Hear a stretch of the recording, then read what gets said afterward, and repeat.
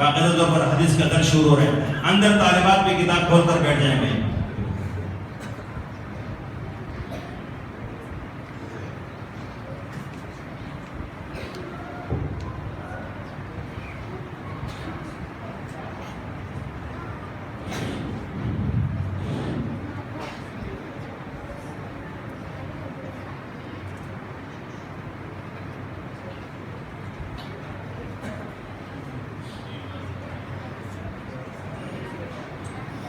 الحمد لله رب العالمين والصلاة والسلام على سائر الأنبياء والمرسلين. أما بعد فأعوذ بالله من الشيطان الرجيم. بسم الله الرحمن الرحيم. باب قول الله ونذر الموازين القسط ليوم القيامة وأنزلنا بني آدم وقولهم يوزن. وقال مجاهد القسطاس العادل بالأمية ويقال القسط مثل المقسط وهو العادل وأما القاسط فهو الجائر. وقال حدثنا أحمد بن أشبع وقال حدثنا محمد بن فضيل عن عمارة بن القعقاع عن أبي زرعة عن أبي هريرة رضي الله تعالى عنه قال قال النبي صلى الله عليه وسلم كلمتان حبيبتان إلى الرحمن خفيفتان على اللسان ثقيلتان في الميزان سبحان الله وبحمده سبحان الله العظيم. السلام علیکم.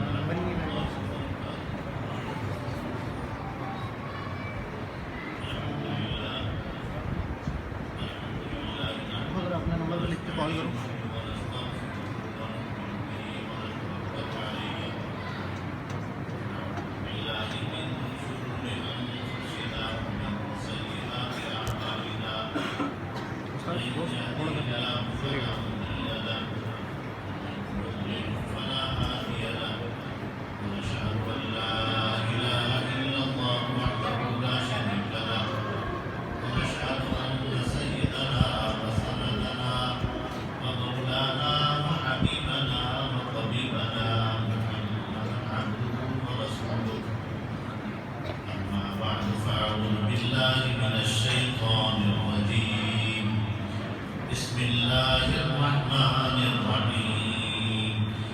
وعلمك ما لم تكن تعلم وكان فضل الله عليك عظيما. قال النبي صلى الله عليه وسلم خيركم من تعلم القرآن وعلمه. وكما قال رسول الله صلى الله عليه وسلم صدق الله العظيم. اللهم صل على سيدنا محمد وعلى آل سيدنا ومولانا محمد وبارك وسلم وصل عليه. برادران اسلام عزیزان محترم، آج کی یہ مجلس بہت ہی بابرکت مجلس ہے، جس میں جامعہ منہاج کے چھوٹے بچوں نے حفظ قرآن عمل کیا. اسی طرح جو طلبہ اور طالبات عالم بن رہے ہیں، انہوں نے دور حدیث کی آخری سال کی کتابیں پڑھ کر اس وقت بخاری شریف کی آخری حدیث پڑھ کر اپنے سال کا اختتام کر رہے ہیں. بزرگوں کے اقوال میں سے ہے حدیث اور قرآن میں ختم قرآن اور ختم بخاری کے موقع پر دعا کی جاتی ہے، وہ قبول ہوتی ہے. اس لیے ہمارے علماء عام طور پر ختم بخاری کے پروگرام رکھتے ہیں تاکہ ہر خاص و عام کو اس موقع پر اپنی جائز حاجات کو اللہ کے سامنے رکھ کر ان کے قبول کرانے کا موقع مل جائے. امام بخاری رحمۃ اللہ علیہ کی یہ کتاب کسی سے رکی چھپی نہیں ہے. تمام علماء کا اتفاق ہے اصح الکتب بعد کتاب اللہ صحیح البخاری. کلام اللہ کے بعد کلام رسول میں جو کتابیں لکھی گئی ہیں، سب سے اصح امام بخاری کی صحیح بخاری بخاری ہے۔ امام بخاری رحمۃ اللہ علیہ اجمی تھے، لیکن عرب کے علماء بھی ان کے عظمت اور ان کے مقام کے قائل ہوئے، اور ان حضرات نے بھی صحیح بخاری کے کتاب کو اصح الکتب بعد کتاب اللہ فرمایا۔ امام بخاری رحمۃ اللہ علیہ کو اللہ نے یہ مقام کیسے عطا فرمایا؟ اس میں امام بخاری رحمۃ اللہ علیہ کے اپنے اخلاص کا دخل ہے۔ جو چیز اخلاص سے کی جاتی ہے اللہ اس کو قبولیت عطا فرماتا ہے۔ امام بخاری رحمۃ اللہ علیہ نے اپنے اس کتاب کے لکھنے کے اندر جو اہتمام کیا وہ کسی دوسرے مصنف نے اپنی حدیث کی کتاب لکھنے کے وقت میں وہ اہتمام نہیں کیا۔ سب سے پہلے تو امام بخاری رحمۃ اللہ علیہ 6 لاکھ احادیث میں سے منتخب کر کے تقریباً 9080 روایتیں تکرار سمیت اپنی کتاب میں انہوں نے رکھی۔ اس کے انتخاب کا مرحلہ بہت مشکل اور کڑا تھا کہ 6 لاکھ احادیث میں سے جو بالکل صحیح اور مرفوع روایات ہیں ان میں سے منتخب کر کے کتاب لکھنا، اس کے لیے امام بخاری رحمۃ اللہ علیہ نے اہتمام فرمایا کہ غسل کیا کرتے تھے، غسل کرنے کے بعد 2 رکعت صلاۃ الحاجت پڑھتے تھے، صلاۃ الاستخارہ پڑھتے تھے، صلاۃ الاستخارہ پڑھنے کے بعد پھر مراقبہ کرتے تھے۔ اس مراقبے میں جو حدیث کتاب میں لکھنے کے لیے دل میں آتی پھر اس کو لکھا کرتے تھے۔ ہم تو بخاری کو پڑھنے کے لیے بھی وضو کرنا بڑا مشکل ہوتا ہے، اور امام بخاری نے ہر حدیث پر غسل بھی کیا، 2 رکعت بھی پڑھی، پھر مراقبہ کیا، اور اس کے بعد پھر وہ کتاب کے اندر حدیث لکھی۔ کاش کہ ہمارے طلبہ بھی، اساتذہ بھی بخاری شریف کے پڑھانے سے پہلے وضو کر لیں، وضو کے بعد 2 رکعت صلاۃ الحاجت پڑھ لیں، اور اس کے بعد پھر درس دینا شروع کریں اور درس سننا شروع کریں، تو یقین جانیے کہ ہمارے علم میں بھی وہی اخلاص پیدا ہوگا جو امام بخاری رحمۃ اللہ علیہ کے علم میں پیدا ہوگا، اور اسی اخلاص کی برکت سے اللہ تبارک و تعالیٰ نے امام بخاری کو یہ مقام، یہ عظمت، یہ درجہ عطا کیا۔ امام بخاری رحمۃ اللہ علیہ کی زندگی ہمارے لیے کھلی ہوئی کتاب ہے۔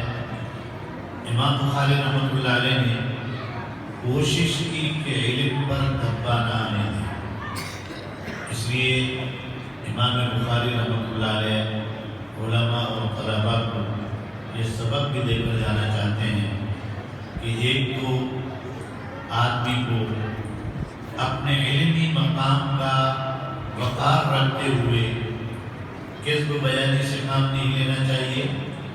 ایک دفعہ امام بخاری رحمۃ اللہ علیہ استاد کے پاس گئے۔ استاد محترم آج کی طرح نہیں تھے کہ بس 4 دیواری مدرسے کے اندر بیٹھ کر تنخواہیں لے کر طلباء کی خدمت کرتے تھے، بلکہ اس وقت یہ تھا کھیتی باڑی بھی کرتے تھے، کاروبار بھی کرتے تھے، اس کے بعد جب وقت ملتا تو حدیث کا درس دیا کرتے تھے۔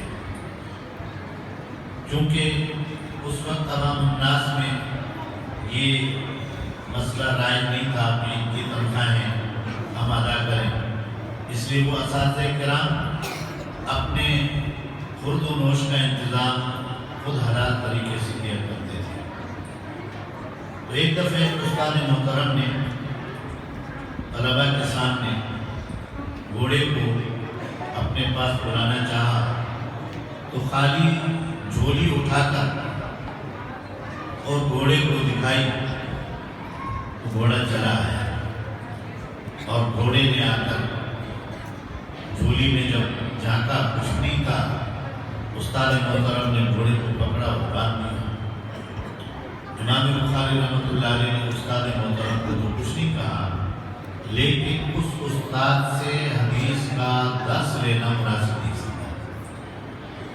جو استاد ایک جاندار کے ساتھ دھوکہ دے سکتا ہے، امام بخاری رحمۃ اللہ علیہ نے اپنے ذہن میں یہ بات بٹھائی کہ حدیث پڑھانے میں بھی امکان ہے دھوکے کا، اس لیے اس استاد سے سبق حاصل نہیں کیا۔ امام بخاری رحمۃ اللہ علیہ ایک دفعہ کشتی میں سفر کر رہے تھے۔ سفر کے دوران ایک بڑے میاں اٹھے اور کہنے لگے کہ میری 1000 دینار کی ایک تھیلی ہے اور فلاں کلر ہے، وہ کسی نے چوری کر لی۔ امام بخاری رحمۃ اللہ علیہ چونکہ جوانی کے عالم میں تھے، کشتی کے انتظار کے وقت میں اس بڑے میاں نے پوچھا کہ بیٹے کہاں جا رہے ہو؟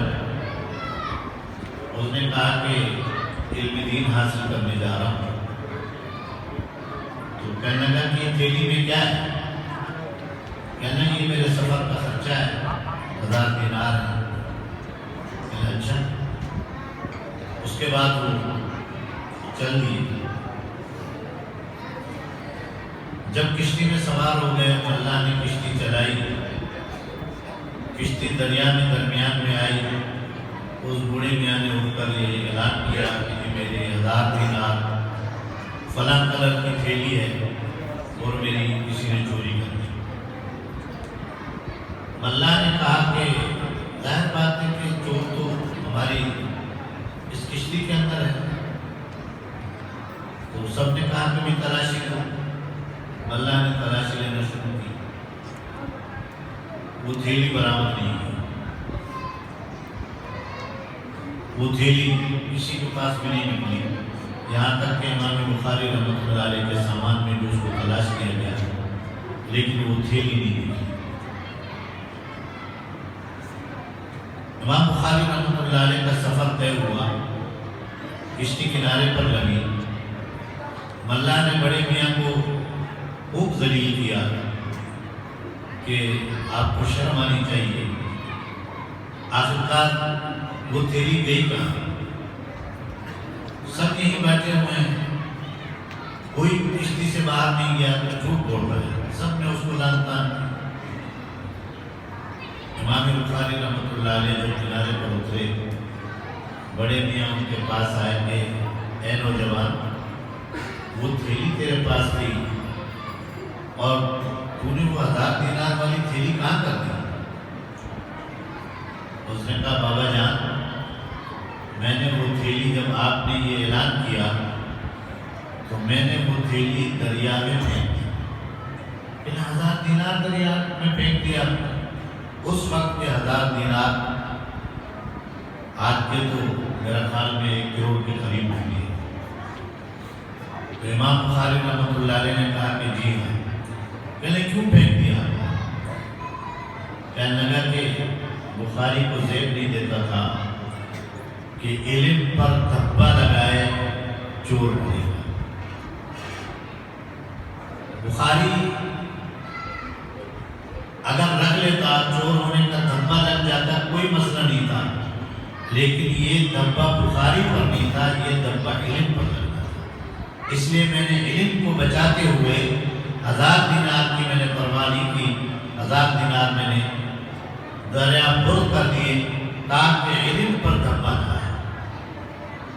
امام بخاری ہمیں یہ بتا رہے ہیں کہ دنیا میں رہ کر اپنے آپ کو بچاتے ہوئے چلنا، کہیں آپ اپنی ذات پر دھبا لگانے کے ساتھ ساتھ علم پر دھبا نہ لگا دیں۔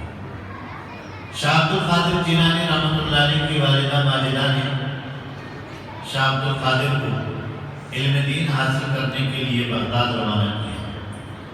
ایک قافلہ جا رہا تھا اور اس قافلے کے ساتھ ان کی والدہ نے اس 10-12 سال 15 سال کے بچے کو قافلے کے ساتھ روانہ کیا۔ والدہ نے کہا، وصیت کی اور نصیحت کی کہ اے بیٹا، جان چلی جائے جھوٹ مت بولنا، جان کی فکر مت کرنا لیکن جھوٹ مت بولنا۔ اور والدہ محترمہ نے کچھ پیسے وغیرہ دیے کہ یہ لے جاؤ۔ راستے میں قافلے پر ڈاکوؤں نے حملہ کیا اور قافلے والوں پر جتنے پیسے تھے سب لوٹ لیے۔ اس بچے کی تلاشی لی، اس کے پاس کچھ نہیں نکلا۔ بچے سے پوچھا کہ تم کہاں جا رہے ہو؟ اس نے کہا، میں علم دین حاصل کرنے جا رہا ہوں۔ میری والدہ نے مجھے بغداد بھیجا ہے، اکیلا جا نہیں سکتا تھا، اس قافلے کے ساتھ مجھے روانہ کیا ہے اور میں علم دین حاصل کروں۔ کہنے لگا کہ ظاہر بات ہے کہ علم دین حاصل کرنے کے لیے آپ کی والدہ نے کچھ خرچے کے لیے پیسے تو دیے ہوں گے آپ کو؟ کہہ لیں جی ہاں پیسے دیے ہیں۔ کہہ لیں وہ کہاں ہیں؟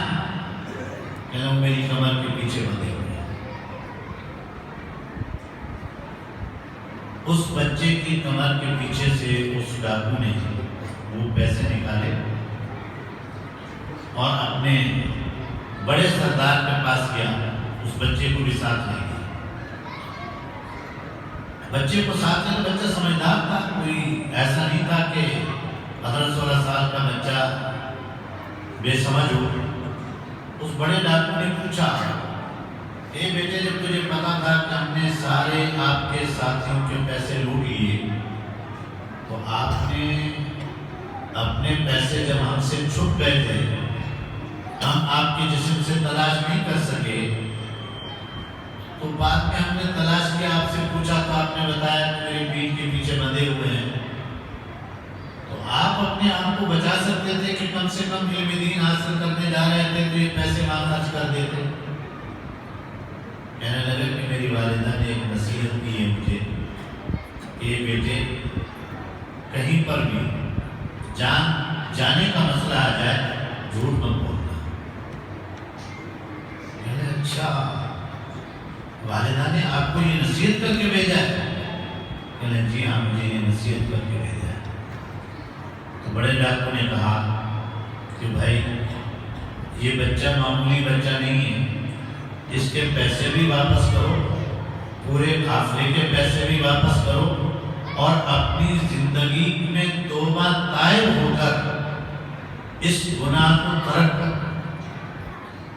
ایک 15 سال کے بچے کو اتنا یقین ہے کہ میری والدہ نے کہا ہے جھوٹ نہیں بولنا، وہ پیسے جو اس کی عمر کے لیے، اس کے پڑھنے کے لیے اس کی والدہ نے دیے، اور بچے کو بھی پتا ہے کہ میرے پیسے اگر چلے گئے تو میں پڑھ نہیں سکوں گا، اس کے باوجود اس کو اطمینان اور اتنا یقین تھا کہ اس نے پیسے ہمارے حوالے کر دیے۔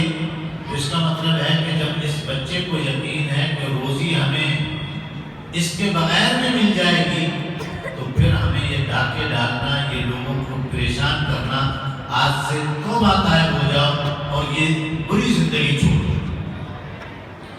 تو اس ایک بچے کے سچ بولنے پر وہ تمام ڈاکوؤں کی جماعت توبہ طائب ہوئی اور مال تمام قافلے کا واپس کیا، اور خیر و عافیت سے قافلہ بغداد پہنچا۔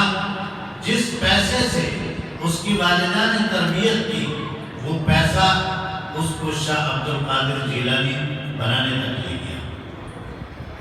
امام بخاری رحمۃ اللہ علیہ کے والد محترم نے وفات سے پہلے اپنی بیوی سے کہا کہ میں نے جو پیسہ کمایا ہے، ذرہ برابر اس پیسے کے اندر حرام کا پیسہ نہیں ہے۔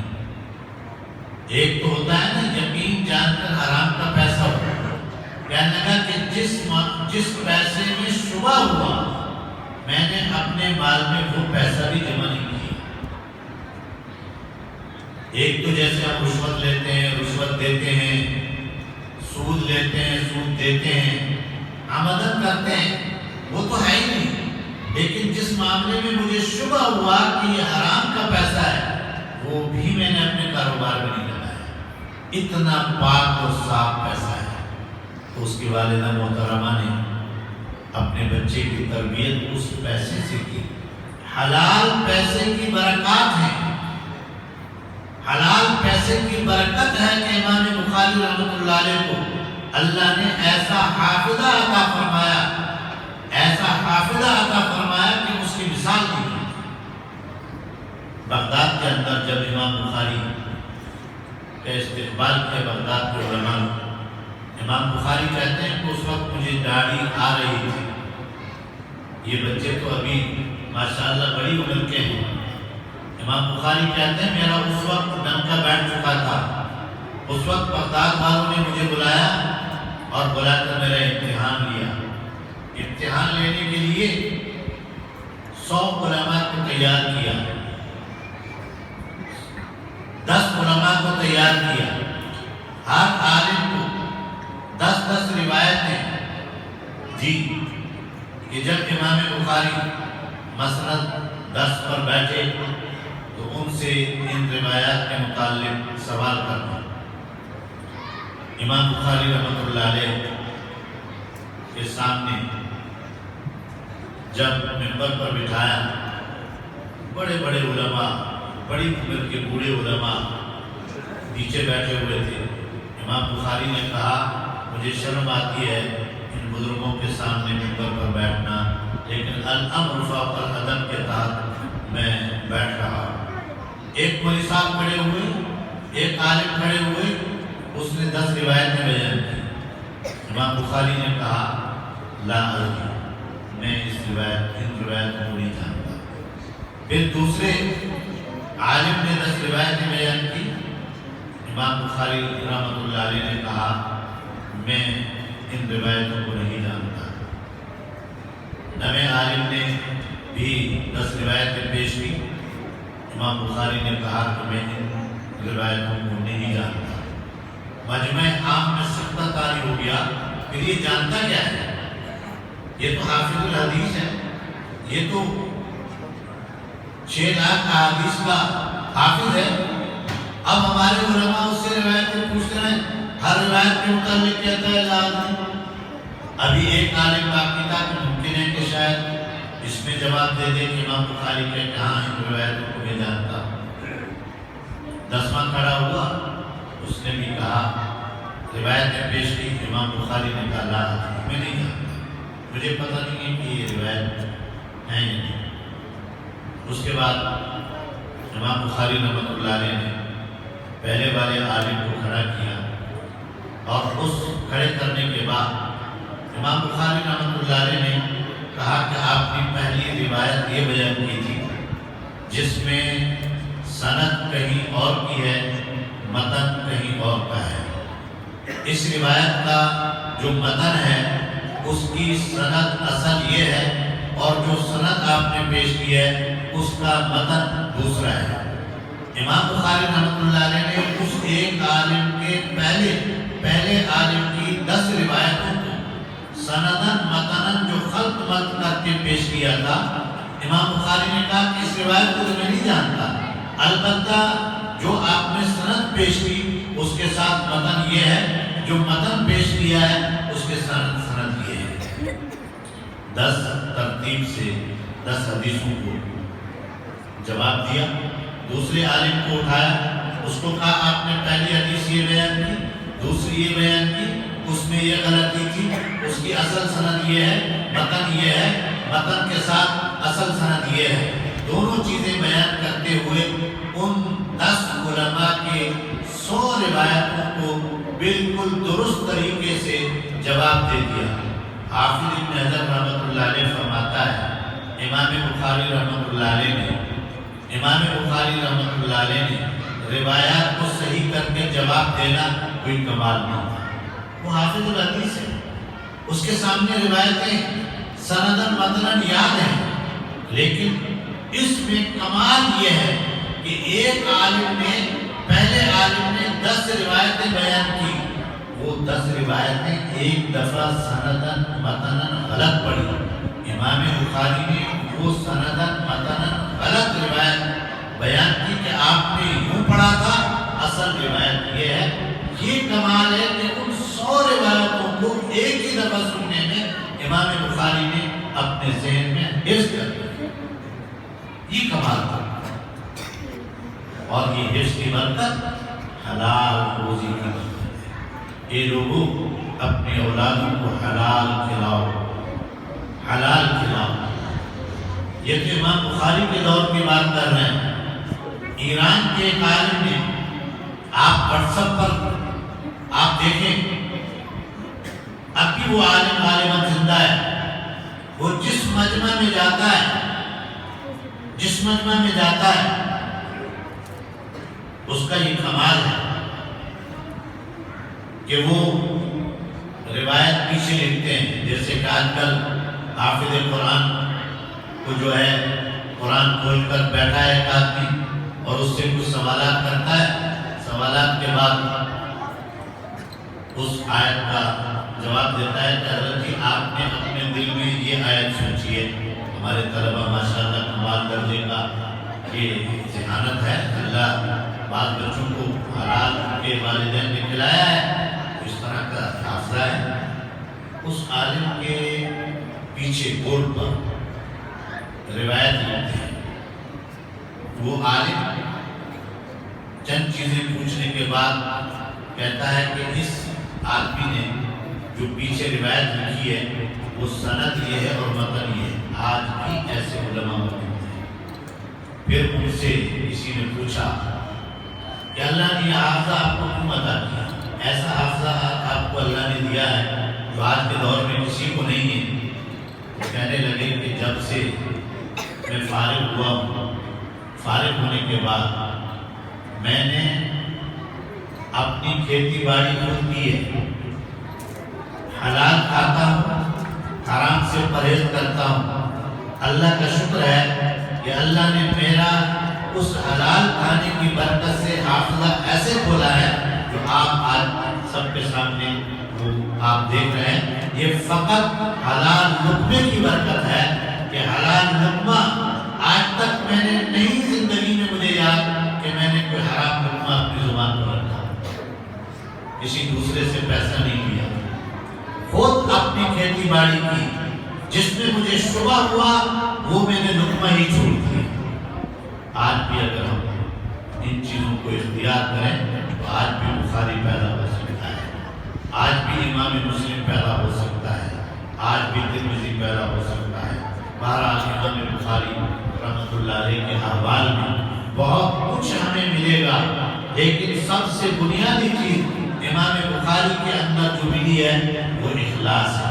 یہی وجہ ہے کہ امام بخاری رحمۃ اللہ علیہ نے اپنی کتاب کے ابتدا میں سب سے پہلی روایت باب بدء الفی کے اندر، جیسا کہ آپ حضرات پڑھتے ہیں کہ اس کا اس روایت سے کوئی تعلق نہیں ہے، اس روایت کا بدء الفی سے کوئی تعلق نہیں ہے، لیکن امام بخاری نے سب سے پہلے وہ روایت رکھ کر پڑھنے والوں اور سننے والوں کو متنبہ کیا کہ میاں جو بھی دنیا میں کام کی ابتدا کریں، جس عمل کی آپ ابتدا کریں، اس عمل میں اپنی نیت میں اخلاص پیدا کریں۔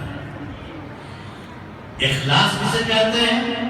علامہ ابن قیم نے، مدارج السالکین والے نے ابن قیم کا لکھا ہے کہ اخلاص کس کو کہتے ہیں کہ محض ایک ذات کے لیے آپ وہ کام کریں، محض ایک ذات کے لیے آپ وہ کام کریں۔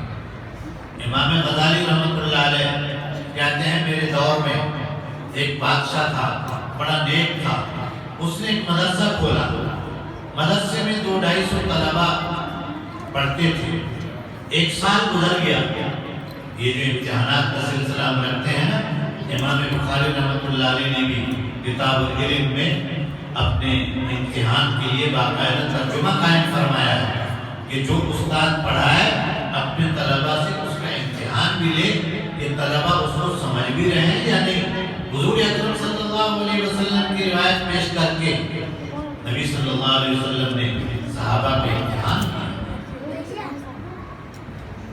تو امام غزالی کہتے ہیں ہم پڑھتے تھے، چھوٹے بچے تھے، تو ایک دن بادشاہ کرسی لگا کر بیٹھ گئے اور ہر طالب علم سے پوچھنے لگے کہ تم کیوں پڑھنے آئے ہو یہاں؟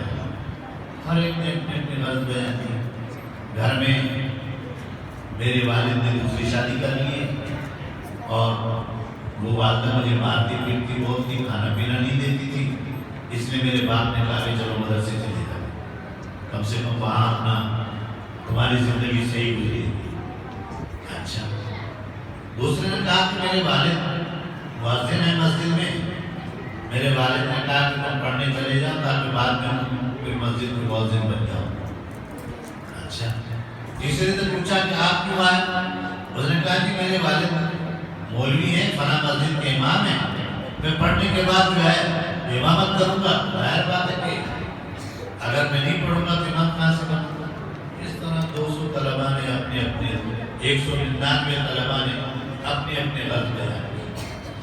بادشاہ بڑا پریشان تھا کہ میں نے تو مدرسہ اس لیے نہیں کھولا تھا کہ یہ تو اپنے اپنے اغراض کے لیے آئے ہیں، کوئی اپنے ماں باپ سے بھاگ کر آیا ہے، کوئی اپنے گھر میں گھریلو کاموں سے تنگ تھا اس سے بھاگ کر آ گیا اور مدرسے میں آ کر پڑھا لے لی اس نے. یہ تو میری غرض نہیں تھی مدرسے کھولنے. ایک بچہ ایک کونے میں بیٹھا ہوا تھا، تو کہا کہ تو 200 طلباء ہیں، 199 تو آ گئے، 200 میں جو آخری طالب علم وہ کہاں ہے؟ وہ ایک کونے میں بیٹھا ہوا تھا، اس کو پکڑ کر لے آئے. سیدھا سادہ تھا بچہ. بادشاہ نے پوچھا کہ تو وہاں کیوں بیٹھا تھا؟ کہنے لگا کہ میں اللہ کا ذکر کر رہا تھا. کہنے اچھا، کہنے یہ بتاؤ تم پڑھنے کیوں آئے ہو؟ کہنے کہ اللہ کو راضی کرنے کے لیے پڑھنے کے لیے آئے.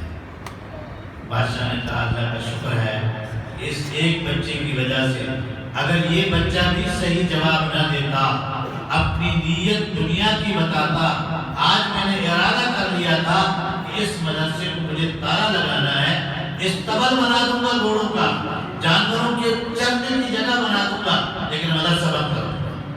شکر ہے کہ اس ایک بچے نے میری تمنا اور میری مراد پوری کر دی. اس بچے کی وجہ سے 199 بچوں پر خرچ کرنا میرے لیے کوئی بھاری نہیں ہے. ممکن ہے کہ اس ایک بچے کی اصل صحیح نیت کی وجہ سے دوسرے بچے بھی پڑھنے جب تک پڑھ کر فارغ ہو اپنی نیت درست کر لیں، تب جا کر اس بات. اور وہ بچہ کون تھا؟ امام غزالی رحمۃ اللہ علیہ. اس لیے امام بخاری رحمۃ اللہ علیہ انما الاعمال بالنیات کی روایت بیان کر کے ہم سب کو متوجہ کیا کہ پڑھانے والے بھی اور پڑھنے والے بھی اپنے اندر اخلاص پیدا کریں.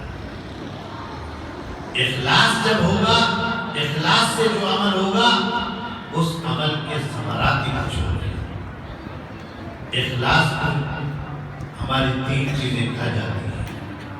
ایک تو شہرت کھا جاتی ہے کہ مشہور ہونے کے لیے آدمی یہ کرے کہ میں مشہور ہو جاؤں. دوسرا حب، ایک تو حب مال کہ میں اس طرح کا کام کروں کہ لوگ اپنا مال مجھے خود بخود دیں. جیسے کوئی آدمی پھٹے پرانے کپڑے پہن لے، اپنے آپ کو اولیاء و صوفیاء کی طرح بنا لے کہ لوگ جو ہے میرے اوپر فریفتہ ہوں گے، خود مال دیں گے. یہ دنیا کے لیے حب مال. حب جان، نماز روزہ حج زکات اس لیے بڑی اچھی پڑھتا ہے کہ لوگ کہیں کہ بڑا نیک آدمی، بڑا صوفی ہے، بڑا محض لوگوں کے دکھلاوے کے لیے کہ تاکہ لوگ مجھے بڑا بہت عالم، بڑا عالم سمجھیں، یا پھر اپنی برتری کے لیے. جیسے کوئی عالم بہت اچھا بیان کرتا ہے، بہت اچھا، تو تمام علماء پر اپنا علم غالب کرنے کے لیے، لوگوں کو بتانے کے لیے کہ دوسرے علماء کچھ نہیں، اصل علم تو اس عالم کے پاس ہے. ان 3 غرضوں کی وجہ سے آدمی اپنے اخلاص کو کھو بیٹھتا ہے. اور اخلاص کے اندر ریا آ جائے تو مفتی حضرات کہتے ہیں کہ یہ شرک خفی ہے، یہ شرک خفی ہے۔ اللہ کی ذات کے ساتھ کسی کو شریک کرنا، حضور اکرم صلی اللہ علیہ وسلم نے فرمایا کہ ایمان کو ریا، اس طرح عمل کے لیے نہیں فرمایا، ایمان کے متعلق فرمایا کہ اگر کسی عمل میں ریا شامل ہو گیا تو یہ سمجھیے کہ آپ کے ایمان کو اس طرح ریا کہا جاتا ہے جس طرح کے خشک لکڑی کی آگ۔ اللہ حفاظت فرمائے، اللہ ہمیں ہر عمل میں اخلاص کی نیت کے ساتھ عمل کرنے کی توفیق نصیب فرمائے۔ امام بخاری نے سب سے پہلے یہ روایت بیان کر کے ایک تو یہ بات بتلائی کہ اپنی نیتوں کو درست کر لیجیے، کیونکہ آخرت میں معاملہ نیت کے ساتھ ہوگا۔ اس لیے فرمایا وَإِنَّمَا لِإِمْرِئٍ مَا نَوَىٰ، حضور اکرم صلی اللہ علیہ وسلم نے فرمایا آخرت کے اندر آدمی کی جو نیت ہوگی اس کے حساب سے اللہ معاملہ کرے گا۔ جو دنیا میں آپ نے عمل کیا، جس نیت کے ساتھ کیا، اخلاص کے ساتھ کیا، اخلاص والا وزن ہوگا۔ ریا کے ساتھ کیا، ریا والا وزن قیامت کے دن ہوگا۔ انما لامرئ ما نوى فمن كانت هجرته الى الله ورسوله فهجرته الى الله ورسوله۔ نبی صلی اللہ علیہ وسلم ہجرت کر کے جب مدینے تشریف لائے، مدینے کے صحابہ نے، انصاری صحابہ نے دنیا نچھاور کی۔ حضرت عبد الرحمن بن عوف رضی اللہ تعالیٰ عنہ فرماتے ہیں نبی صلی اللہ علیہ وسلم نے مکے کے اندر مواقعات قائم فرمائی تھی، مکے کے اندر ایک دوسرے کو بھائی بنایا تھا کہ تو فلاں کا بھائی، تو فلاں کا بھائی۔ اس کے بعد جب مدینے تشریف لائے اس وقت بھی حضور اکرم صلی اللہ علیہ وسلم نے مہاجر صحابہ کو انصاری صحابہ کا بھائی بنا دیا کہ بھئی اس کا کھانا پینا تو انصاری صحابہ برداشت کرے گا، کیونکہ لٹے پٹے مہاجر صحابہ آئے تھے، نہ ان کے پاس کوئی کھانے کا پیسہ تھا، نہ مال دولت کے لیے تو نہیں آئے تھے، وہ تو دین کے لیے آئے تھے۔ حضور اکرم صلی اللہ علیہ وسلم نے مواقعات قائم فرمائی۔ حضرت عبد الرحمن بن عوف رضی اللہ تعالیٰ عنہ کہتے ہیں میری ایک انصاری صحابہ کے ساتھ، صحابی کے ساتھ مواقعات قائم کی۔ اس دن جب وہ انصاری صحابی اپنے گھر میں آیا، گھر میں آ کر کہنے لگا اے میرے مہاجر بھائی، نبی نے ہمارا آپس میں بھائی بنا قائم کیا ہے، میری 2 بیویاں ہیں، ان 2 بیویوں میں سے جس بیوی پر نظر ڈال کر جو تجھے اچھی لگے مجھے بتا دے، میں اس کو طلاق دے دوں گا، تو اس سے شادی کر لے۔ اور میرے 2 باغ ہیں، میں کھیتی باڑی کرتا ہوں، ان کھیتی باڑی میں 2 باغ ہیں، جو باغ مجھے اچھا لگے ان 2 باغوں میں سے ایک باغ تیرا، ان 2 عورتوں میں سے ایک عورت تیری، لیکن جیسے میں نے کہا ہے اس کے اعتبار سے آپ اپنی رضا خوشی سے جس کو آپ پسند کریں، باغ میں بھی عورت میں بھی، میں اس کو طلاق دوں گا اور وہ باغ آپ کے حوالے کروں گا۔ ایسی قربانی جب انصاری صحابہ نے دی، مکے والوں کو پتہ چلا، حضور اکرم صلی اللہ علیہ وسلم نے فرمایا فمن كانت هجرته الى الله ورسوله، جو محض اللہ کے خاطر، اس کے رسول کے خاطر اخلاص والی ہجرت کر کے آئے گا، اس کو اللہ اور اس کا رسول ملے گا، دنیا میں بھی اور آخرت میں بھی۔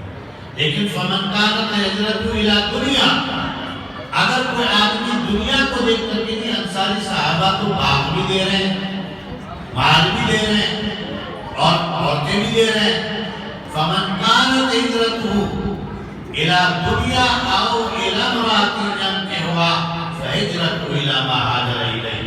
تو اب اس کی نیت اگر دنیا کے خاطر ہے تو دنیا مل جائے گی، اگر عورت کے خاطر ہجرت کر کے آیا ہے، بظاہر وہ اسلام لا رہا ہے لیکن مقصود اس کی دنیا ہے، مقصود اس کا عورت ہے، اس کو وہی ملے گا، باقی اس کو آخرت میں کوئی نہیں۔ وَإِنَّمَا لِامْرِئٍ مَا نَوَىٰ، جو کچھ آپ دنیا میں کریں گے آخرت میں وہ پائیں گے۔ امام بخاری رحمۃ اللہ علیہ نے ایک تو یہ بتلایا کہ نیت میں اخلاص پیدا کریں، دوسرا یہ بتلایا کہ یہ جو میں کتاب لکھ رہا ہوں یہ اعمال کی کتاب ہے۔ اس میں نے وہ تمام اعمال جو سرکار دو عالم صلی اللہ علیہ وسلم نے کیے ہیں ان کے مطابق آپ عمل کریں گے تو کامیاب ہیں۔ نبی کے طریقے والا عمل، نبی کے سنت والا عمل اگر کریں گے تو کامیاب ہوں گے۔ سنت سے ہٹ کر کوئی بھی عمل کریں گے چاہے وہ کتنا ہی مخلص آدمی ہو، آسمانوں پر اڑتا ہوا نظر آ جائے، ولی آدمی ہے، لیکن خلاف سنت اگر کام ہوگا، اگر وہ عمل خلاف سنت ہے تو پھر کبھی کامیاب نہیں ہوگا۔ ایک آدمی بڑا مخلص ہے، صبح کی 2 رکعت سنت کو 4 رکعت پڑھنا چاہتا ہے کہ جی نماز ہی تو پڑھ رہا ہوں، 2 رکعت کے بجائے 4 رکعت پڑھوں گا، نماز میں ثواب زیادہ ملے گا۔ لیکن ہے بڑا مخلص، ہے بڑا نیک آدمی، لیکن اس جاہل کو یہ پتہ نہیں ہے کہ نبی کریم صلی اللہ علیہ وسلم کی سنت 2 رکعت پڑھنا ہے، 4 رکعت پڑھنا نبی کی سنت نہیں ہے۔ اب اس کا عمل 4 رکعت پڑھنے والا بیکار ہے، خسارے میں چلا گیا، کوئی ثواب نہیں ملے گا، کیونکہ اس کو سنت طریقہ نہیں ہے۔ حضرت سید حسین احمد مدنی رحمۃ اللہ علیہ سے طلبہ کھلے دل سے باتیں کیا کرتے تھے، بڑے اللہ والے آدمی تھے، درس کے دوران ایسی ایسی پرچیاں بھیجتے تھے جن میں بعض ناشائستہ سوال ہوتے تھے، لیکن حضرت ان کا بھی جواب دیتے تھے۔ تو حضرت عام طور پر 2 نفل جو پڑھے جاتے ہیں عشاء کے بعد وہ بیٹھ کر پڑھتے تھے۔ کسی طالب علم نے پوچھا کہ حضرت کھڑے ہو کر پڑھنے میں ثواب دگنا ہے، بیٹھ کر پڑھنے میں ثواب آدھا ہے، آپ زیادہ ثواب حاصل کرنے کے بجائے آپ بیٹھ کر نفل پڑھتے ہیں، نفل کھڑے ہو کر پڑھنا چاہیے۔ تو حضرت نے فرمایا کہ مجھے میری چاہت ہے، میری طبیعت ہے کہ میں بیٹھ کر یہ 2 نفل پڑھوں، اس لیے کہ میرے پیارے محبوب صلی اللہ علیہ وسلم نے یہ 2 رکعت بیٹھ کر پڑھی تھی، یہ 2 رکعت بیٹھ کر پڑھی تھی، میری یہ چاہت ہے۔ سرکار دو عالم صلی اللہ علیہ وسلم کی سنت زندہ کرنے کے لیے حضرت ابن عمر رضی اللہ تعالیٰ عنہ مدینے کے راستے میں جا کے پیشاب نہیں آتا تھا، لیکن نبی صلی اللہ علیہ وسلم کو دیکھا تھا کہ وہاں تھوڑی دیر بیٹھ کر پیشاب فرمایا تھا، تو حضرت ابن عمر رضی اللہ تعالیٰ عنہ فقط اس سنت کو ادا کرنے کے لیے اس جگہ تھوڑی دیر بیٹھتے کہ میرے پیارے محبوب صلی اللہ علیہ وسلم نے بیٹھ کر یہاں پیشاب کیا۔ حضور اکرم صلی اللہ علیہ وسلم نے ایک دفعہ ایک صحابی سے کچھ جملے سنے جو رکوع کے اندر اس نے پڑھے، سبحان اللہ العظیم، سبحان اللہ العظیم، یہ سبحان ربی العظیم۔ اس کے بعد کچھ اور کلمات بھی اس نے پڑھے۔ حضور اکرم صلی اللہ علیہ وسلم نے نماز کے بعد پوچھا کہ الحمدللہ حمدا کثیرا مبارکا طیبا، یہ جملے رکوع میں کس نے پڑھے تھے؟ فرمایا فلاں صحابی نے پڑھے، فلاں صحابی کھڑا ہو گیا، اللہ کے رسول نے پڑھے۔ فرمایا کہ یہ کلمات ایسے تھے کہ 70,000 ملائکہ ان کلمات کو حاصل کرنے کے لیے سبقت اور تیزی سے، تیز رفتاری سے پڑھے اور ان کلمات کو پڑھنے کے لیے آگے بڑھے۔ اب بظاہر تو یہ معلوم ہوتا ہے کہ آدمی رکوع کے اندر، ہر رکوع کے اندر یہ کلمات پڑھے، اس لیے کہ 70,000 ملائکہ اس کلمات کو حاصل کرنے کے لیے اتنے عظیم کلمات ہیں کہ وہ ملائکہ حاصل کرنے کے لیے آگے بڑھیں گے تو اس کا ثواب کتنا ہوگا۔ ہمارے علماء نے لکھا ہے حضور اکرم صلی اللہ علیہ وسلم نے رکوع کے اندر سبحان ربی العظیم اور سجدے میں سبحان ربی الاعلیٰ پڑھنے کا طریقہ بتلایا۔ یہ صحابی نے اپنے جس جذبے سے پڑھا تھا اس جذبے کے اعتبار سے تو بالکل صحیح تھا، جس اخلاص سے اس نے پڑھا تھا اس اخلاص کے اعتبار سے تو اس کو 70,000 ملائکہ اس کے ثواب کو پہنچانے کے لیے آئے اور ان کلمے کو وصول کرنے کے لیے آئے، لیکن ہر آدمی کے لیے وہ جذبہ اس صحابی جیسا پیدا کرنا بہت دور کی بات ہے۔ اس لیے ہمیں یہ حکم ہے کہ حضور اکرم صلی اللہ علیہ وسلم نے رکوع کے اندر جو سبحان ربی العظیم پڑھا ہے ہمیں وہ پڑھیں گے تو ہمیں اس پڑھنے کی برکت سے 70,000 ملائکہ اس کا ثواب دینے کے لیے آئیں، کیونکہ سنت ادا کرنا ہے۔ اس صحابی کے عمل کو دیکھ کر اگر ہم پڑھیں گے تو سنت نہیں کہلائے گی، سنت وہ کہلائے گی جو سرکار دو عالم صلی اللہ علیہ وسلم نے۔ اس لیے امام بخاری فرما رہے ہیں وَنَزَعُ الْمَوَازِينَ الْقِسْطَ لِيَوْمِ الْقِيَامَةِ، پہلے تو اخلاص نیت کریں، دوسرا عمل کی کتاب ہے، جو کچھ آپ نے پڑھا اپنی زندگی میں اس کو اپنائیں، اپنی زندگی میں عمل میں لائیں، کیونکہ یہ حضور اکرم صلی اللہ علیہ وسلم کے اعمال کی کتاب ہے۔ اور جب یہ دو چیزیں آپ نے اپنے عمل میں اختیار کر لی تو قیامت کے دن اس عمل کا وزن کیا ہوگا؟ وہ اس آیت کے اندر آخری نظر الموازین القسط لیوم القیامہ امام بخاری ترجمۃ الباب قائم فرما کر یہ فرما رہے ہیں کہ قیامت کے دن اللہ میزان عدل قائم فرمائیں گے اور ان میں ہمارے اعمال کو تولا جائے گا۔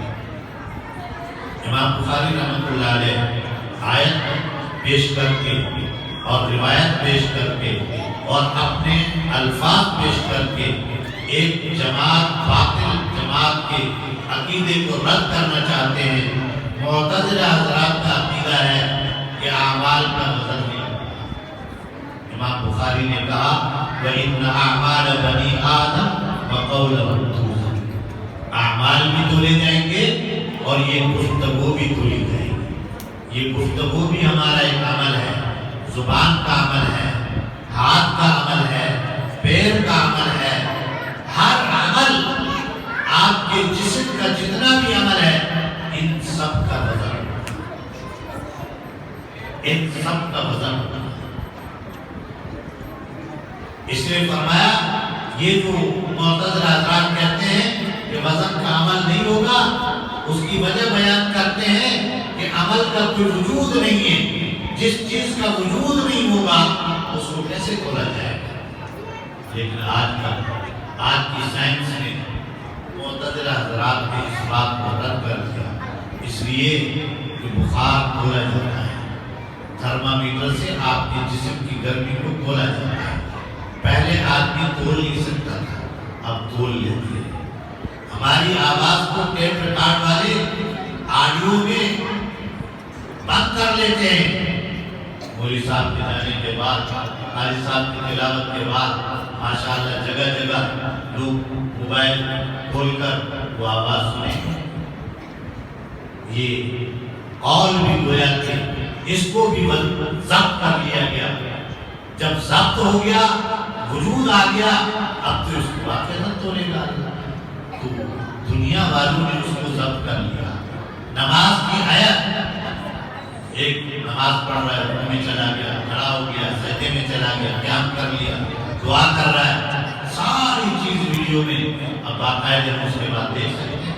اس کا مطلب ہے پہلے حرف کو دیکھا نہیں جا سکتا تھا، بعد میں آج کل دنیا نے ثابت کیا کہ دیکھا جا سکتا ہے۔ اللہ تو ہر چیز پر قادر ہے، اللہ تو ہر چیز کو دیکھ سکتا ہے۔ اس لیے امام بخاری نے فرمایا ان اعمال بنی آدم وقولهم توزن، قول کو الگ سے کیوں بیان کیا؟ قول بھی تو عمل میں داخل ہو گیا۔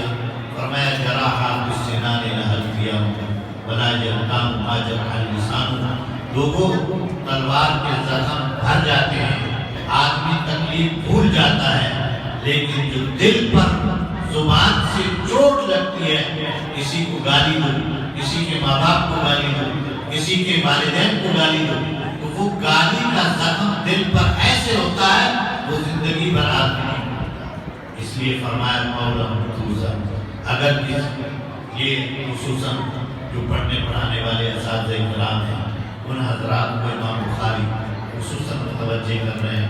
بچہ شرارت کرتا ہے، قاری صاحب سخت جملے کہہ دیتا ہے، برا بھلا کہہ دیتا ہے، گدھا تک کہہ دیتا ہے، ان حضرات کے لیے تنبیہ ہے کہ میاں سوچ سمجھ کر یہ الفاظ استعمال کرو، قیامت کے دن اس کا بھی وقولا مخصوصا۔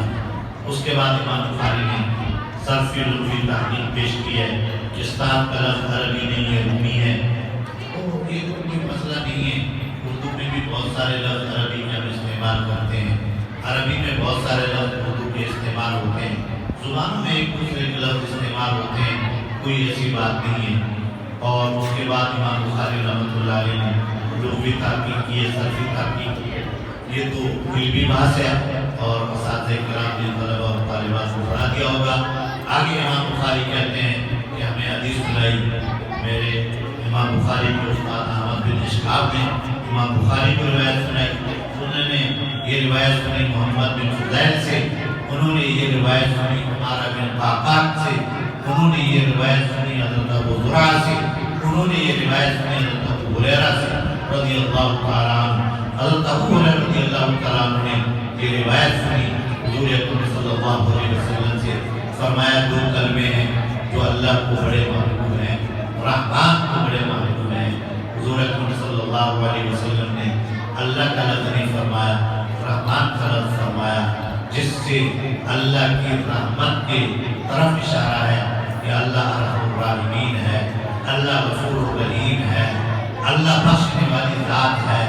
اگر قرآن پاک میں اللہ تبارک و تعالیٰ نے فرمایا یا عبادی الذین اسرفوا علی انفسہم لا تقنطوا من رحمت اللہ، اے میرے بندو فکر کی بات نہیں، تم سب سے لے کر پیروں تک گناہوں میں ڈوب چکے ہو، اپنے نفسوں پر آپ لوگوں نے بہت ظلم کیا ہے، جہنم کے حقدار ہو چکے ہو، لیکن آپ کا رب غفور رحیم ہے۔ لا تقنطوا من رحمت اللہ ان اللہ یغفر الذنوب جميعا انہ هو الغفور الرحیم۔ اللہ کے دربار میں آ کر تو دیکھو، اپنے گناہوں کی معافی مانگ کر تو دیکھو، اللہ بڑا غفور الرحیم ہے۔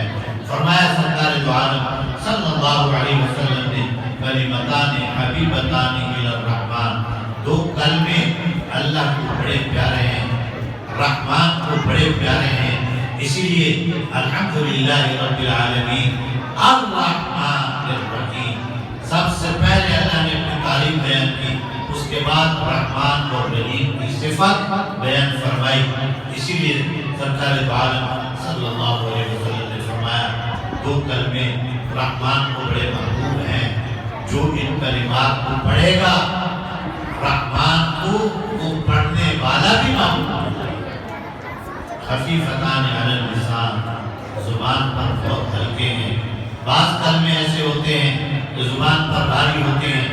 ایک مصری مطاف میں طواف کر رہا تھا، ایک پاکستانی بھی طواف کر رہا تھا، مصری جو ہے وہ اللہ سے دعا مانگ رہا تھا، اللہم انی اسألک الجنہ، اللہم انی اسألک الجنہ، رو بھی رہا تھا بیچارہ، دعا بھی مانگ رہا تھا۔ پاکستانی نے کہا اوہ یہ بیچارہ کتنا پریشان ہے، اس کی کھیتی باڑی نہیں ہے، زمین نہیں ہے، اللہ سے زمین مانگ رہا ہے، گنا مانگ رہا ہے، گنا مانگ رہا ہے، یہ میرے ساتھ اگر چلے میں پاکستان میں اس کو منو کرنا، پوری کھیتیاں گنوں کی اس کو ہدیہ کروں گا، یہ یہاں اللہ سے گنا مانگ رہا ہے۔ اس پاکستانی کو کیا پتا تھا کہ یہ گنا مانگ رہا ہے، یہ جنت مانگ رہا ہے، وہ اللہ سے جنت مانگ رہا تھا، لیکن زبان پر لفظ جیم نہیں لا سکتا تھا، وہ جیم کے بجائے مصری گاف بولتے ہیں، اللہم انی اسألک الجنہ کے بجائے وہ اللہم انی اسألک الجنہ بولتا ہے۔ دلوں کا حال کو اللہ جانتا ہے،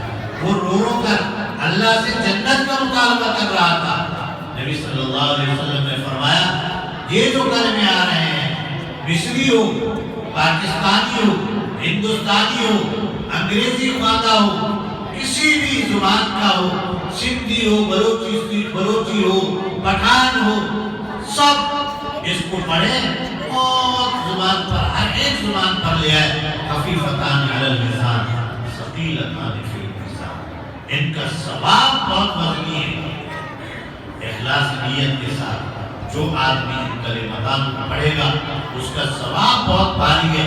फरमाया सरकार दो आलम सल्लल्लाहु अलैहि वसल्लम ने, सुब्हानल्लाह व बिहम्दिही, जो आदमी सुबह 100 दफा पढ़ ले, शाम को 100 दफा पढ़ ले, अगर इस पढ़ने वाले के इतने गुनाह हैं कि समंदर के झागों के बराबर गुनाह हैं, अल्लाह इस पढ़ने की बरकत से, फकत सुब्हानल्लाह व बिहम्दिही के पढ़ने की बरकत से उसके ये तमाम गुनाह माफ हो जाएंगे। और फरमाया कि उसका सवाब अल्लाह कितना का फरमाएंगे कि आसमान से लेकर जमीन तक, दाएं से लेकर बाएं तक, आगे से लेकर पीछे तक पूरी हुई जमीन को सवाब से भर देंगे और ये सवाब आसमान तक चला जाएगा। उसके नाम है आमाल में फकत 100 दफा सुब्हानल्लाह व बिहम्दिही पढ़ने का इतना सवाब है। लेकिन सुब्हानल्लाह व बिहम्दिही और सुब्हानल्लाह अज़ीम अगर पढ़ लेगा इसका कितना सवाब है, कितना बड़ा सवाब है कि अल्लाह उसके तमाम गुनाह भी माफ फरमा दे और आसमान से लेकर जमीन तक पूरी हुई जमीन को सवाब से भरकर नाम आमाल में उसको पेश कर दे। ये लोगों अपनी जिंदगी को मामूल बना लो कि सुब्हानल्लाह व बिहम्दिही सुब्हानल्लाह अज़ीम। चलते फिरते उठते बैठते बहुत आसान है। वैसे भी आदमी खामोश बैठा रहेगा तो भी वक्त गुजर जाएगा। अगर सुब्हानल्लाह व बिहम्दिही सुब्हानल्लाह अज़ीम पढ़ लेगा तो भी वक्त गुजर जाएगा। मेरे साथ सब पढ़ लीजिए, सुब्हानल्लाह व बिहम्दिही सुब्हानल्लाह अज़ीम। बच्चे भी पढ़ लें, सुब्हानल्लाह व बिहम्दिही सुब्हानल्लाह अज़ीम। बूढ़े भी पढ़ लें, सुब्हानल्लाह व बिहम्दिही सुब्हानल्लाह अज़ीम। औरतें भी पढ़ लें, सुब्हानल्लाह व बिहम्दिही सुब्हानल्लाह अज़ीम। इमाम बुखारी रहमतुल्लाह अलैह ने ये आखिर में इस रिवायत को लाकर इस बात की इस तरफ इशारा किया कि जब आप जिंदगी में सुब्हानल्लाह व बिहम्दिही का विर्द रखेंगे तो मरते वक्त भी आपकी जुबान पर ये कलमा जारी होगा जिससे मकसद आपका ईमान पर खात्मा नसीब होगा। दुआ है कि तबारक व तआला हमें भी मरते वक्त में ये कलमा जुबान पर जारी फरमाए, सुब्हानल्लाह व बिहम्दिही सुब्हानल्लाह अज़ीम। और ये तस्बीह वाला कलमा जो है ये मजलिस का कफ़ारा भी होता है। जिस तरह हुज़ूर अकरम सल्लल्लाहु अलैहि वसल्लम ने फरमाया, जो आदमी मजलिस में बैठकर जब उठे उस मजलिस में जो कमी बेशियाँ हुई होंगी उस मजलिस की कमी बेशियाँ सुब्हानल्लाह व बिहम्दिका सुब्हानल्लाह व बिहम्दिका व अतूबु इलैहि व अस्तगफिरुक, ये पढ़ ले तो इसके पढ़ने से मजलिस का कफ़ारा हो जाता है। इमाम बुखारी ने कहा पूरा साल तलबा ने असातिज़ा ने ये बुखारी पढ़ाई, उसमें कमी बेशी हुई होगी, पढ़ने में पढ़ाने में अदब एहतराम में, नबी सल्लल्लाहु अलैहि वसल्लम के अखबार को सही समझने न समझने में बेअदबी हुई होगी, बेइकरामी हुई होगी। उन तमाम चीज़ों का कफ़ारा ये सुब्हानल्लाह व बिहम्दिही सुब्हानल्लाह अज़ीम है। इसका विर्द रखें ताकि आपके मजलिस का कफ़ारा भी हो जाए। अल्लाह से दुआ है अल्लाह हमें सुब्हानल्लाह व बिहम्दिही सुब्हानल्लाह अज़ीम और तिलावत कुरान पाक का आमिल बनाए और मुस्तकिल अपनी ज़िंदगी में ये दो काम करने के हमें अल्लाह तौफीक नसीब फरमाए। अपना जिक्र और तिलावत भी अल्लाह का जिक्र है, सुब्हानल्लाह व बिहम्दिही भी अल्लाह का जिक्र है। आखिर दावाना